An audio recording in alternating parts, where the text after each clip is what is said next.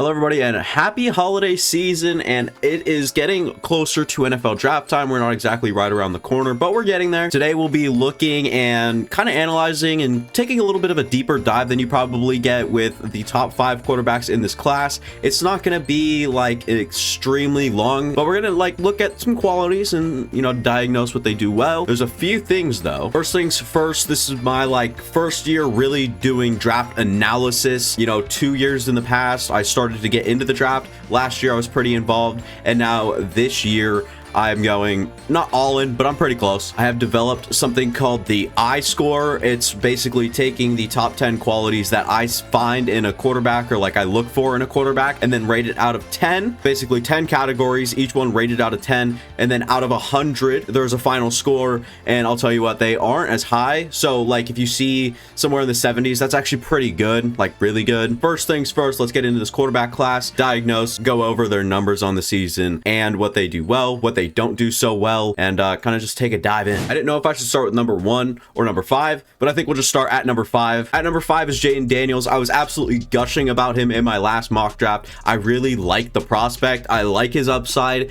but let's be honest, he looks really good in highlights. No one can deny that. His deep ball always looks good in highlights. I dove into his film, and his accuracy is actually pretty inconsistent, and this is what I have to do. I have to lay it out. I have to tell you guys what I see. This is what I've been not scared of, but people like to go in the comments and tell me I'm wrong. I'll actually think I'm wrong when in terms of what I've made observations about a guy that I see on tape, and people be like, you're wrong. And I was like, oh, this guy's probably a hardcore LSU fan. I should probably listen to him. I've done that in the past, been my mistake. So I'm gonna try to stick to myself, my opinion and my observations. Might scrutinize your favorite players and whatnot, so excuse me, but it's gonna happen. But like I mentioned, Jayden Daniels highlights are the high point of all highlights in college football. I don't know how you look at the top 5 places this guy's made this college season in 2023 and say, oh, he's not the number 1 quarterback in this class. How? Then you dive into the tape, it kind of makes a little bit more sense. But something that's noted with Jayden Daniels, he's gotten better every single season, and that is not something that you can just disregard. The fact that he keeps learning, the fact that he keeps improving,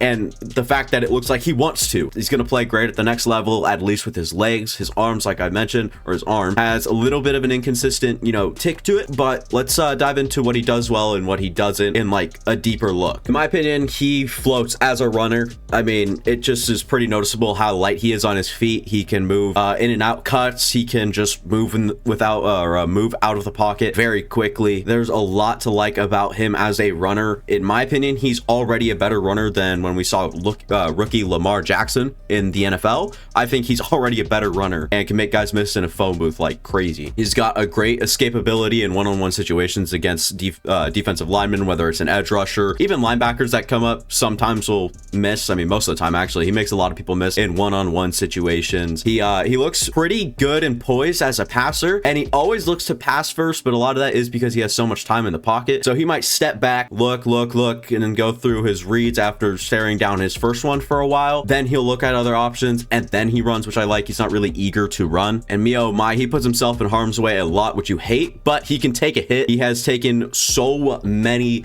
massive hits that, I mean, you think he's coming out of the game, and with his slight frame, that does kind of worry you at the next level with these bigger linebackers that are just going to be thrashing him if he continues to take these hits. So I'm pretty sure that's something you talk about when you bring him in on his scouting trips and whatever. So yeah, that's definitely not something that looks great on tape. He just gets drilled way too often. He's very willing to check down if his legs aren't there. And one thing that's really noticeable are on the QB designed runs, or the design quarterback runs, is when he snaps the ball, takes a quick second, maybe fake the linebackers out, get him to turn around for a second, and then go. That is where he is absolutely elite, when he runs with no spy. If you guys don't know what I'm talking about with a spy, defenses sometimes with quarterbacks like Jayden Daniels, Lamar Jackson, and those who are mobile and can move, really affect a run game. Teams on defense will put a quarterback spy out there, or just a spy in general. Maybe you drop a linebacker down. The Buffalo Bills did it with Dorian Williams, and he played great, a rookie linebacker in the league. Basically, you just have someone designated. It's like man coverage against a quarterback. When he runs, you're going to get him. You're also going to cover underneath. You're playing a very shallow zone right above the line, and you're going to try to, go get the quarterback if he ever tries to run. When Jayden Daniels isn't rushed, so when he's not really in a sped up process, when he's just taking his time. He has a very nice touch on the ball. He can lead his receivers. He understands that a lot, and also gives his receivers a great chance on shallow throws, leads them out in the right spaces, and just throws his receivers open sometimes. And most of the time, he does a great job leading it shallow. He doesn't exactly throw them open too often. It's good to see, but it kind of evens out. With the clean pocket, he is pretty much capable of making every NFL throw. He's kind of like towards the sidelines on out routes and stuff like that. He doesn't really throw with anticipation, but with enough time, and if he likes the zone coverage he's against, if it is zone or if it even is man, and you have a guy like Malik Neighbors who can separate, you can just kind of toss it up there. But if he diagnoses a good zone, kind of reads it right, and throws an out route, I think he'd be pretty good, but he doesn't tend to throw with a whole lot of anticipation. Throw on the run is consistently not an issue. This guy can just be rolling, maybe being at his full speed, and throw in rhythm. It's not exactly going to be a cross body. It's either going to be straight or leading someone the same way he's rolling, which is typically how you see it. It's not like Caleb Williams-esque, where he is running full speed right, looks back across the field, and an insane sidearm angle, whatever it is, just toss it back over to the left side of the field. He's not exactly the same way, but he can definitely throw while he's mobile or on the run. His deep ball can be elite at times. You look at, he might overshoot it a couple times, but there are definitely games where he is just there in rhythm, understands it, knows his receiver's speed, gauges it well, and looks elite going deep. He looks so good at times going deep, but there are still some inconsistencies there with overthrows, and even just throwing it maybe 2 steps too slow, and then the DB's already there and it hits off the DB's back or something like that. At the NFL level, you might have a receiver that can turn around and make that catch, but until he has someone like a Devontae Adams who's elite at the catch point, I don't really know how viable his underthrows are on the deep ball. It's not like you're gonna, make a whole lot of plays there. And like I mentioned earlier, he makes guys miss so consistently. When he's on the ground running, can be literally 5 feet from someone. 5 feet's maybe even a little bit of a stretch, maybe 3 feet from someone, juke right and the go left really quick and totally throws the guy off their legs. So yeah, I like him as a runner. I don't see why he would have any problems in the NFL, but throwing, there's some inconsistencies, and we'll dive a little bit more into his weaknesses here. He can be a little slow through his progressions when he likes his first read. If the play is designed to go to Malik Neighbors on a quick slant, he will snap the ball and look at it for a little too long before it's a little too late, and just it takes a little bit longer than what you'd like when he's going through his progressions after he already stares down his first read. Probably should click off of his first read a little earlier, and that's nitpicking, honestly. Challenges himself when he doesn't have to. He'll roll out and then step up, go off one leg with a wide open curl route. Someone sat down in the middle of his zone and just throws it, and sometimes it's inaccurate, and unfortunately that's the case. He just really likes to challenge himself, like I said, when he doesn't really have to. He doesn't tend to throw the ball away with extended time in the pocket, aka he tries hero ball. That's something you guys will hear as well with me, is hero ball. It's basically Patrick Mahomes. You have, I don't know, 2 guys dragging on your back, you break a tackle, you make a spin move, you turn around, try to sidearm that thing 50 yards down the field. That's hero ball. He tries that a little often when he has that extended time in the pocket, which he actually normally does. His time to throw is absurd. He has way too much time in the pocket to tell, like, if you're gonna be in the NFL, you gotta think like 3 seconds is the max. You're gonna go, what, 1, 2, and then you'd like to have your decision made. That's definitely a problem. He has all freaking day a lot. On some plays, you can tell he just likes a defense or like his opponent's defense. He will literally sit there and just look downfield. Even if he has a shallow cross or someone sitting down, he will have the audacity to just toss it, and it might just be overthrown or whatever. And sometimes he does have those options available underneath. I wouldn't say audacity, that's probably the wrong way to put it, but he does tend to just look deeper than short most of the time. And this kind of goes back to the tries to play hero ball. He takes, sacks, like some bad sacks that could be avoided, along with big hits that could be avoided as well. You throw the ball away instead of trying to challenge a linebacker in the A gap. It's just not really ideal as a quarterback. You're trying to not get rocked so often. That's his next weakness, is he literally gets rocked so often. It's not fun to watch. But yeah, another one that to revisit, the big one, he literally has all day in a pocket. So with rush time, he did look a lot more inconsistent. That's where his inconsistencies came in his accuracy department. He would go, and then when someone, maybe his guard lets someone through, he rolls left, he's rushed a little bit. That's when he's going to start missing his throws, and that'll be it for Jaden Daniels. Moving on to number 4, Michael Penix. I feel like people say, oh, he's the old one, right? Like, oh, he's going to be 25 or 6. No, he's actually going to be 24 by the time he gets drafted. And you guys can see he's 4 points better on the I score, I believe. I think Jaden Daniels was a 62. He is. And Michael Penix is 66.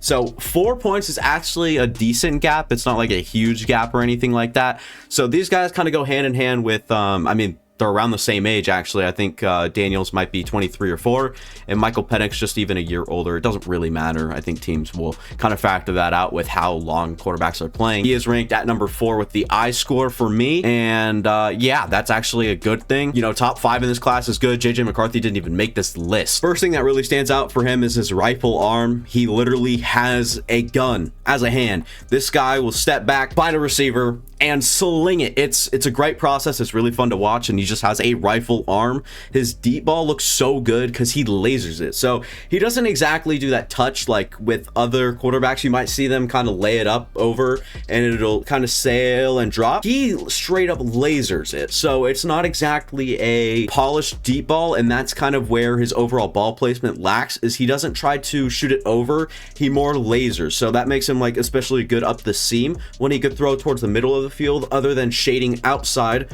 where he would laser it, and that kind of sucks, which, I mean, it's definitely something you can work on, but his ball placement is an overall weakness. Does a great job just making quick jabs. I don't know if any of you guys are boxing fans. I'm not, but I know what a jab is, and that's the sort of throws he makes. He will step back, find someone, boom, jab throw. That's what I like to call it. Quick, shallow, shorter routes that you could just go boom, boom. He's really good at that. He gets the ball there so quick, and just his release looks really good. His full process looks good. I'm a fan of Michael Penix. We already talked about his deep ball, and something that I like to point out with him is the depth on these throws. It's not like you're throwing it and it's right here on his back shoulder. He has to adjust. It's like actually right there, like in a breadbasket, 50 yards down the field, laser. It's not like one of those like touch throws like I was mentioning where it kind of rainbows over. It's a straight up laser that hits him right here in stride down the field. It's very impressive. He does a good job of getting the ball out very fast on designed wide receiver screens and passes along the line of scrimmage, where they run a lot of that in the Washington offense. I realize in college in general with these top 5, especially quarterbacks, there's a lot of stuff around the line of scrimmage. A lot less with Drake May than the rest of these guys. Someone that'll pop up in this list as well. But Michael Penix literally just boop, boom, right there. It's there. It's just all a great process for him from snap to throwing. It's a good one for him for sure. Arm strength is above average.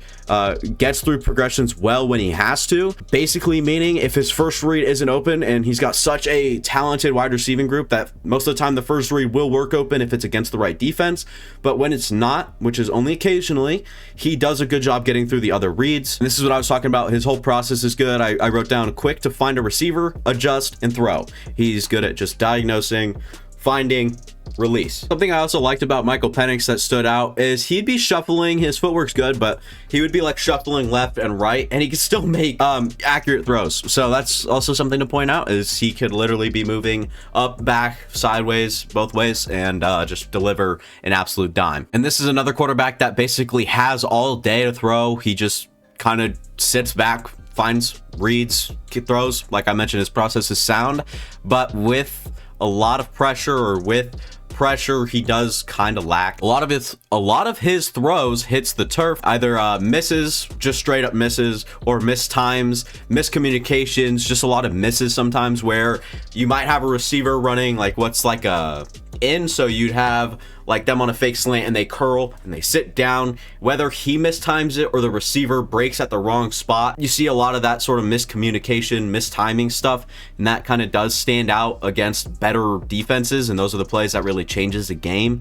He doesn't evade pressure like other quarterbacks in this class. He will tend to just sit, and his internal timer probably isn't as good as, say, a Caleb Williams, where his O-line sucks, and Drake May, where his O-line sucks, and they have to roll out and move out. He's got the capability. He's not a bad athlete by any means.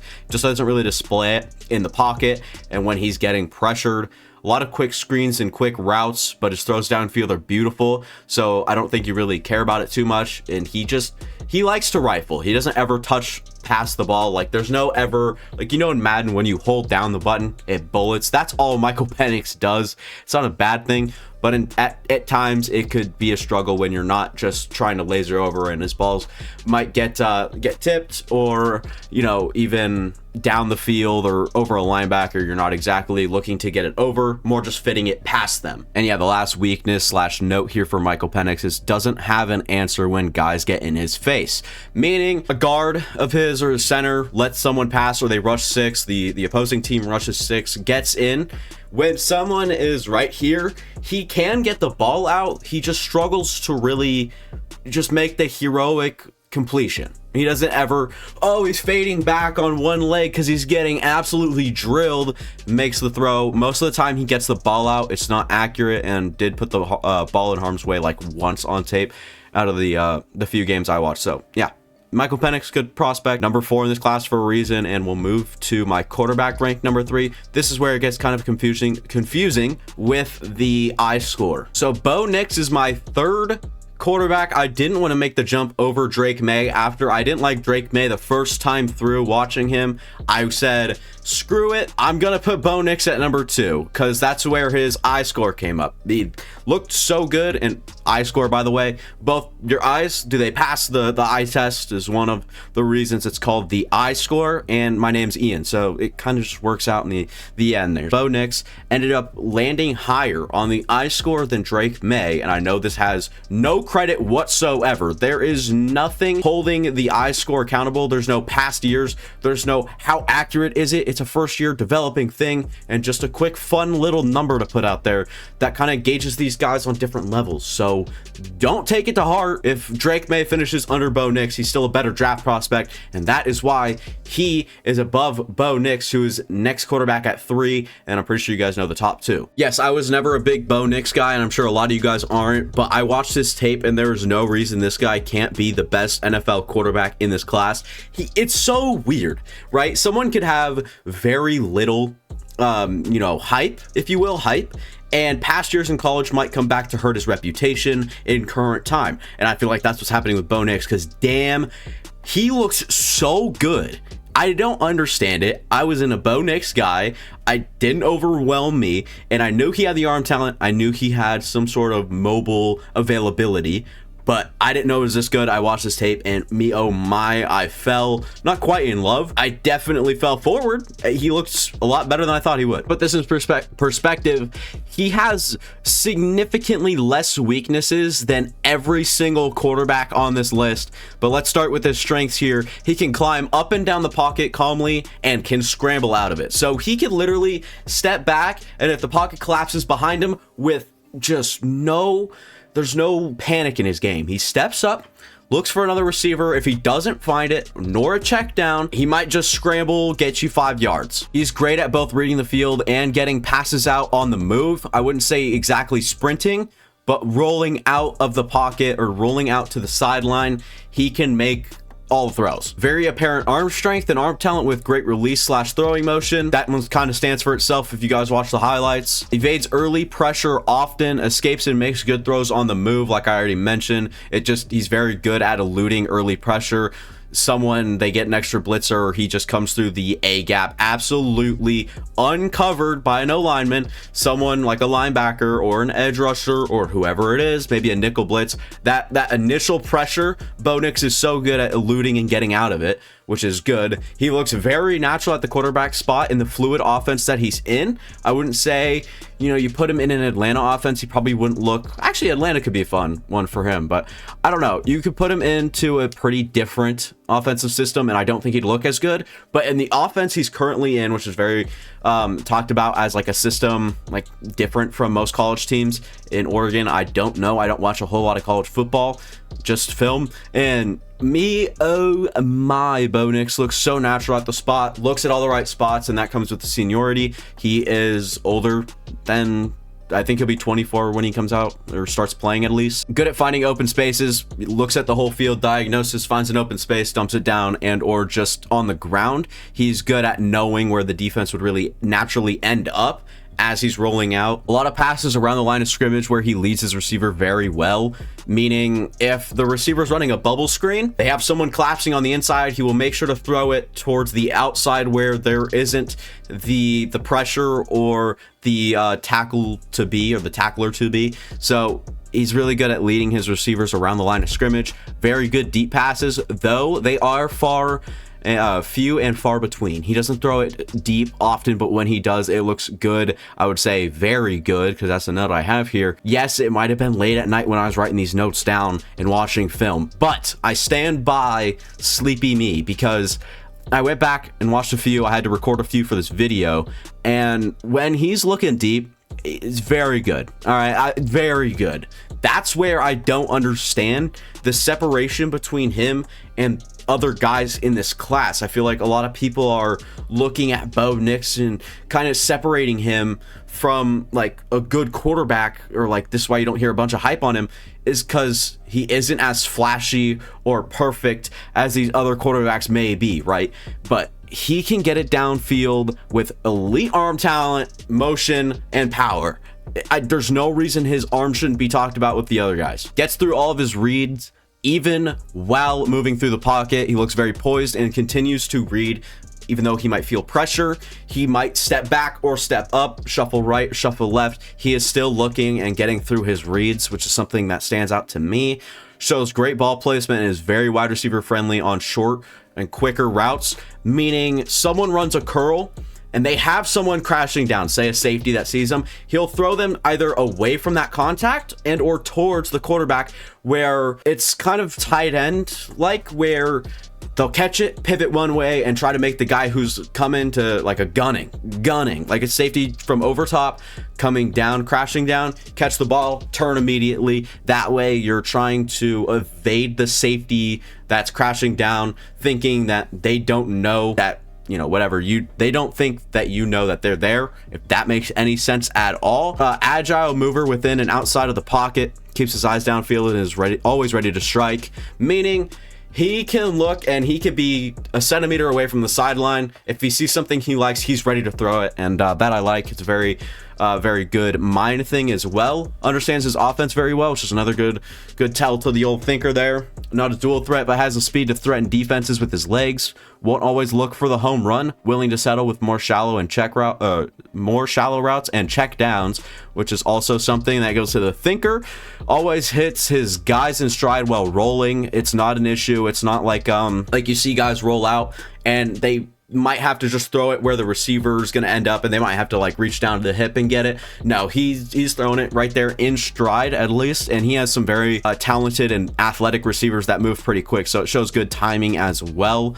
And you know, you can look at his impressive powerful shots downfield while climbing the pocket. It's not like he has his feet set. This is where I'm saying he has very apparent arm strength and talent. It's not like he's set and throwing a 50-yard dot. He is shuffling up, moving up his pocket, looking around, finds it, throws it, and it's still very accurate downfield.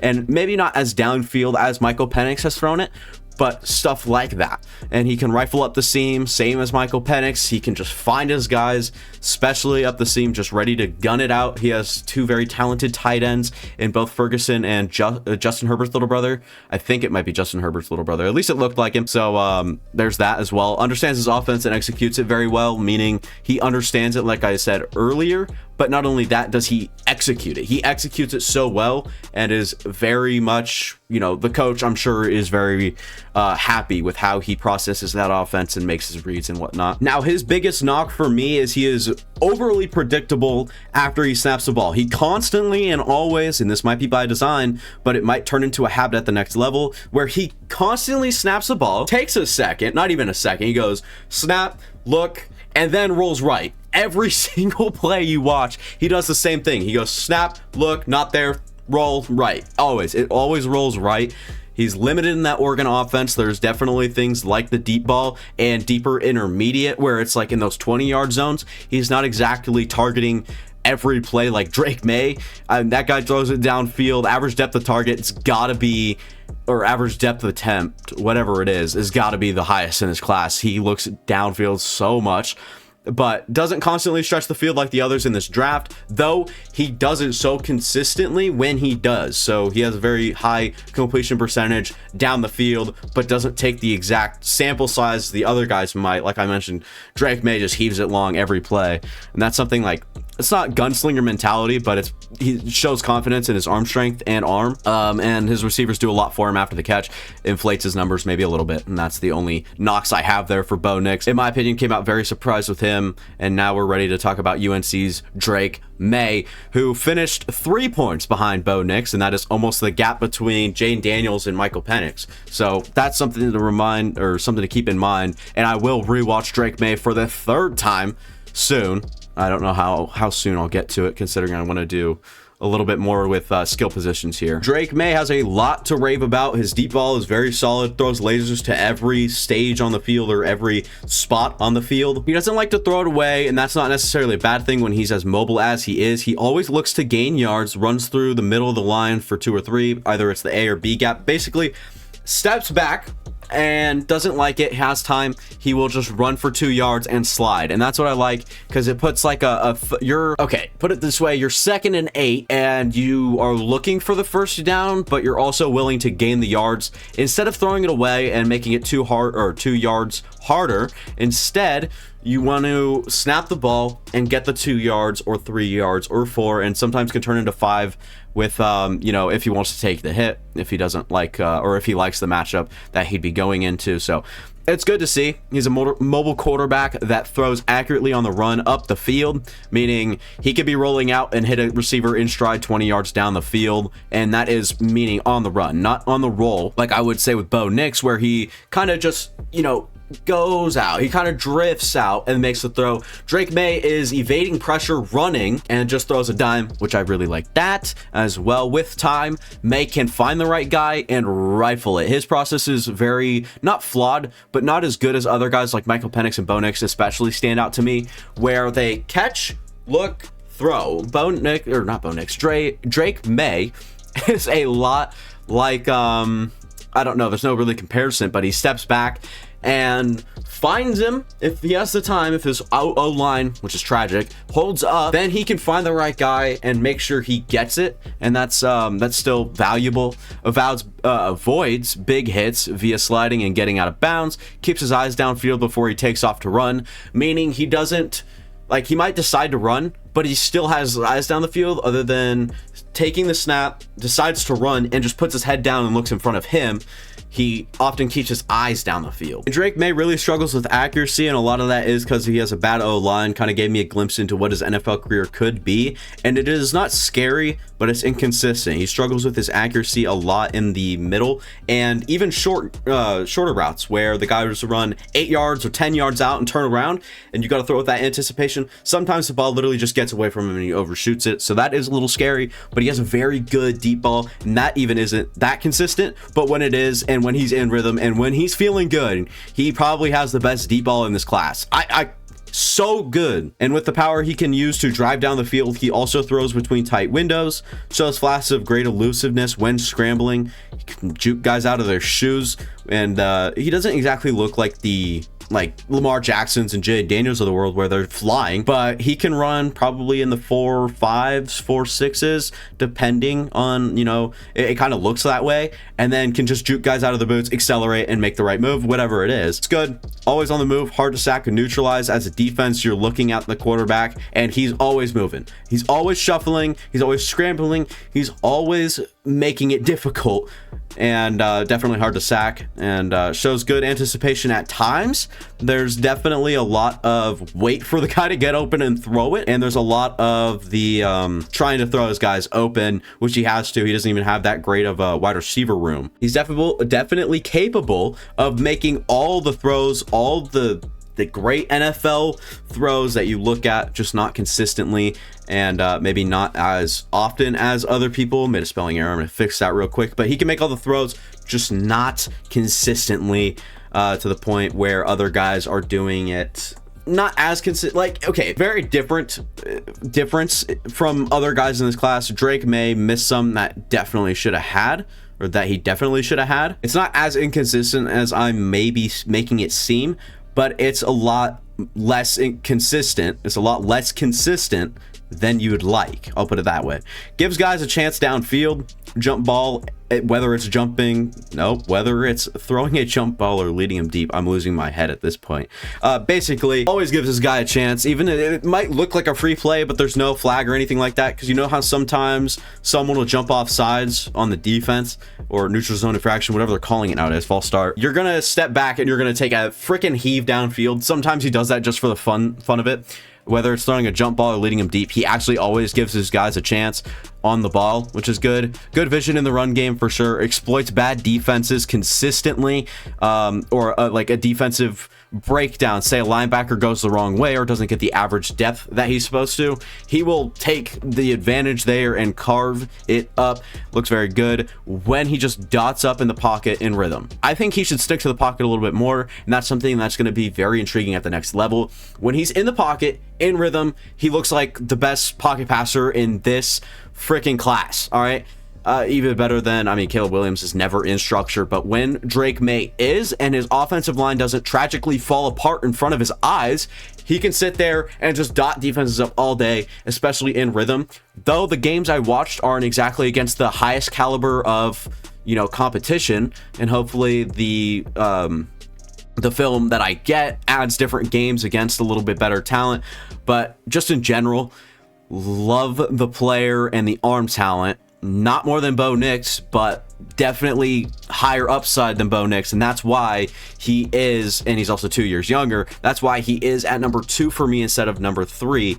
Bo Nix might score higher, but Drake May is the better prospect. And we'll get into Drake May and why he scored lower than Bo Nix on my little thing. Like I said, it has no credit whatsoever, but inconsistent total accuracy, under pressure constantly, which is kind of a knock, but kind of a plus. He has that runaway mentality.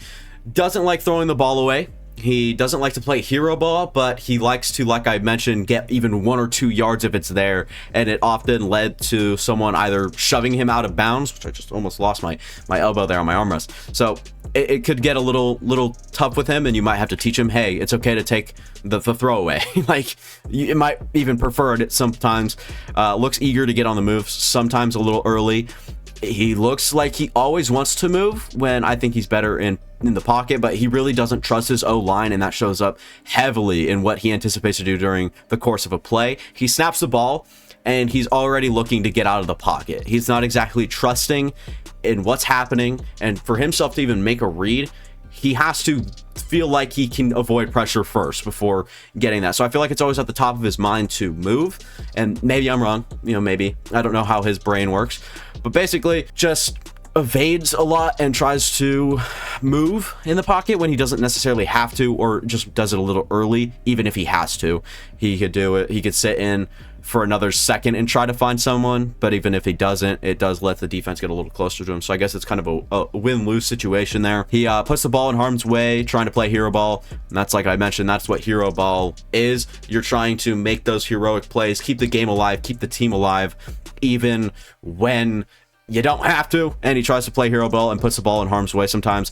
he'll get tackled by the legs, and while he's falling down, or even gets into his throwing motions, gets hit, he still chooses to release it instead of bring it back in. I know that might be a little tough as a thinking process, but definitely something to look out for, as his O-line in the league might actually be bad if you're getting picked this high. Puts a little too much power on shorter throws, screens, and slants. He'll just kind of shoot a little tough there, when you could give the time, or you could give the blockers a little bit more time. If you're not literally throwing him a 70-mile-an-hour ball, he just guns it to screen plays, and then slants makes it a little difficult for receivers to catch, especially when it's not right there on the numbers, which is a little bit of a knock for sure. Doesn't always make the best decisions and reads on certain plays. On concepts where he has crossers and then maybe a shallow route underneath, he'll always look for the deep ball. It's ridiculous. This guy loves throwing it down the field, which I like, but at some points you have to take the shallow open route and let your receiver do his thing, whether it's a tight end or receiver or running back, do his thing after the catch, and maybe rely in him breaking more than 8 yards other than going for 30. He's very predictable in terms of runways. He always shoots through the middle of the line. Like when he's trying to step up and make a play with his legs on the ground, he will often go through the middle. He doesn't roll out and around. He just goes straight, tries to find either the A or B gap, whatever side, left or right, and just goes up the middle. So he'd be very easy to QB spy. That's something that the defenses that he went against, I was surprised they didn't actually have one a whole lot of the time, which is very bad coordinating. But you might want to worry about the deep ball a little bit more than you know, Drake May's legs, because he uses it a lot less. So it makes sense and when you really dive into it, but you know what I'm saying, like there's definitely better ways to defend him than the teams I watch do. Not great. Struggles to make the throws while adjusting to pressure. Someone's pressuring from the right while he's moving left, he tries to make the throws, he doesn't always deliver it accurately, and that's something that he can fix just in time and in experience. The ball gets away from him on sit down targets and off platform throws. He's rolling right and he's on one leg leaning. He often misses, which is not, I wouldn't say often actually, I'd just say it happens, and the ball gets away from him on sit down routes. Like I mentioned earlier, someone will be on a 6-yard curl, 5-yard curl, whatever it is, and the ball just sails right over their head. That's something to watch out for as well. Just tosses missiles downfield so often. That's something that I've hit on multiple times during this whole Drake May analysis. It's not necessarily a knock, but it isn't actually a plus. It's not a strength of his to just throw the ball so far down the field. Like every play, he always looks deep, and it's not, like I said, it's not a knock as much as it is an observation that can go either in the good category or the bad category. Overall, Drake May has the size, very, very big, compared to some of the other guys in this class, especially with his weight.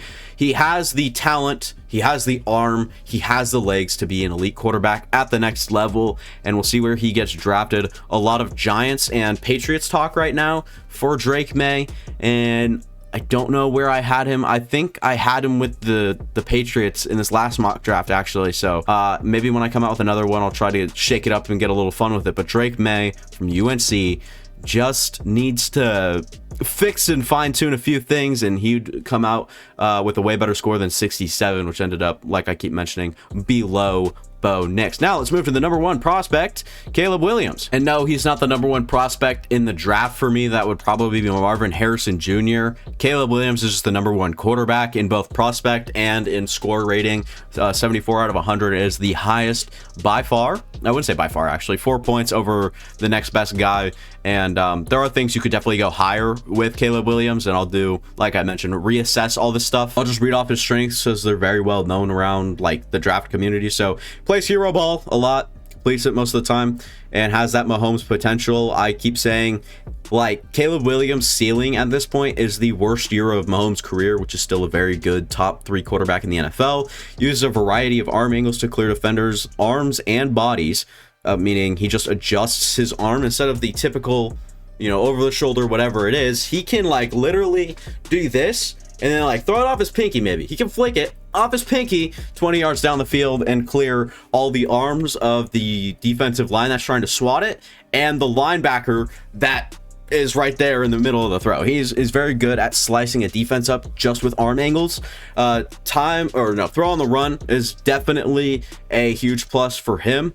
He can be rolling as far right as you want and can throw as far left as you want, and it'll be accurate. It's very crazy, and that shows up with arm talent and strength. Sneaky, elusive, and tough as a runner with good speed. Deceiving speed, I would even say at this point. A lot of people aren't giving him enough credit as he is. As a runner, he has incredible improv skills, which is improvisation. I'm sure you guys know what that means. And can make every NFL throw easily, which is crazy. Evades pressure with ease and willing to check down. Tough guy / feisty attitude, which I like. Do you like that dog in someone? But he can be a little over emotional off the field, and there are some questions there as a human being. But keeps his eyes downfield while evading pressure. Quick thinker / decision maker.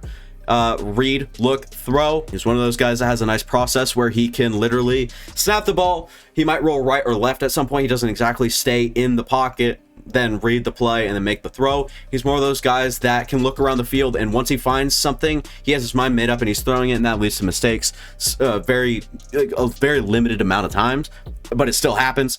So that's unfortunate for him, but other than that, it shows great promise and decision making. Makes a lot of quick throws at the line of scrimmage, screens and RPOs, and they are delivered accurately with the right timing. Elite arm strength, no wind up on deeper throws with his release, and his arm talent is so polished that you literally can watch him and he could be leaning forward doing a ballerina spin and he can still launch that thing 70 yards down the field. So that's very impressive. He has elite arm strength, and there's no question mark there. Looks so comfortable throwing across body, something that he routinely does. He goes out and he will literally just go across his body, and that's something you're taught not to do, and it's something that he does so well and looks very comfortable doing so. That's a very unique skill set that can put NFL defenders in an unfamiliar spot in his rookie year. I think teams would adjust to it after they have enough film on him. Rookie year, he has a huge upper hand. He has a massive advantage against NFL defenses because he's unlike anything they've ever seen. If he comes out and does USC things in the NFL, that can put NFL defenses and defensive coordinators and just defenders in general in harm's way. They can literally be carved up every which way if everything goes right for Caleb Williams. Now, he had a few more knocks than I was expecting to have on him, but he's so quick to move out of the pocket on every play, and a lot of that is due to a bad O-line, so that's not even a weakness. It's not even like a divot in his draft stock. It's nothing like that, but just moves out of the pocket. He never plays in structure. Took more sacks against Oregon and good defenses. He just takes a lot more bad sacks. He's a little selfish this year, maybe just for draft stock reasons. You never know. Maybe one of that Heisman, and that might just look like, yeah, you could take the sack or whatever, but I'm not. I'm going to roll out. I'm going to try to make the play with my legs and or throw a cross body for an 80-yard dot just in case it completes. And he's not careless, just tries too much sometimes, and that shows up for sure. His time to throw is a big concern. There will be faster NFL linebackers blitzing at him when he gets out of the pocket. That is kind of not annoying, but he's going to have to make his mind up a lot quicker. I think he'll take a lot of sacks early in his NFL career. Just a personal opinion. It might not pan out, but I think he will. Has a chance to miss passes, and his process is rush, or is it when? Yeah, okay. So has a chance to miss passes when his process is rushed. If he doesn't exactly, this is what I'm talking about, this kind of comes in with the time to throw, is if he has pressure in his face and he's not exactly ready to throw it or hasn't made his decision yet, he doesn't always miss throws when this is in his situation, or when he is in this situation.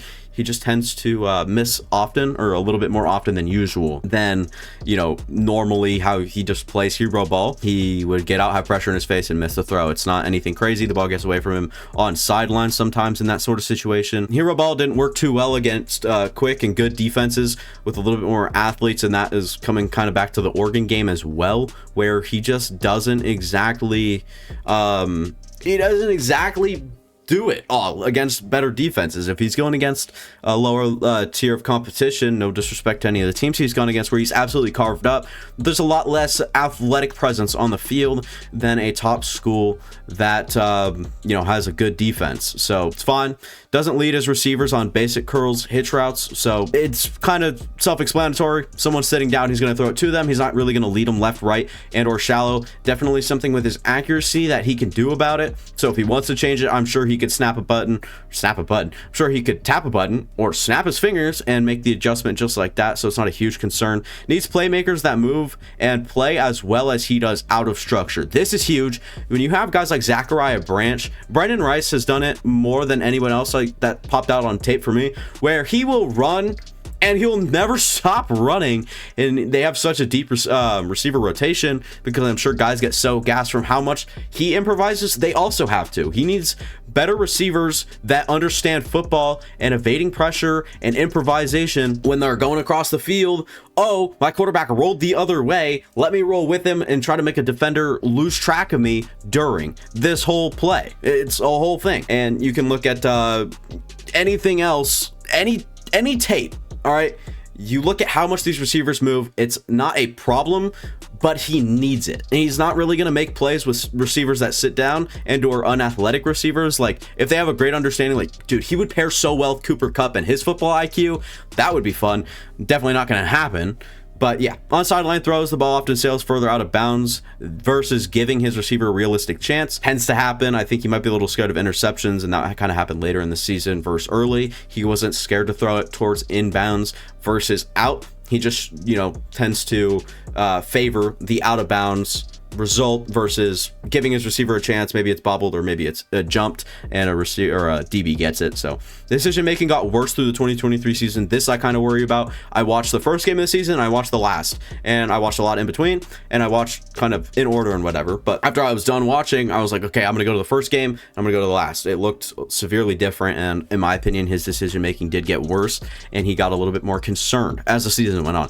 Lack of chemistry and communication can cause a lot of turnovers at the next level. He expects his receivers like Brendan Rice, like I mentioned, where he will always move downfield, and then when he stops, Caleb Williams might still throw it and the DB might see it and Brendan Rice might, and or, you know, receiver to fill in for Brendan Rice in this scenario. The DB might not, and he might just run and catch the ball. It gets a little sketchy. You have to have trust and chemistry, and he looks like a natural leader that people would kind of latch onto and would be willing to make the chemistry and communications. I didn't.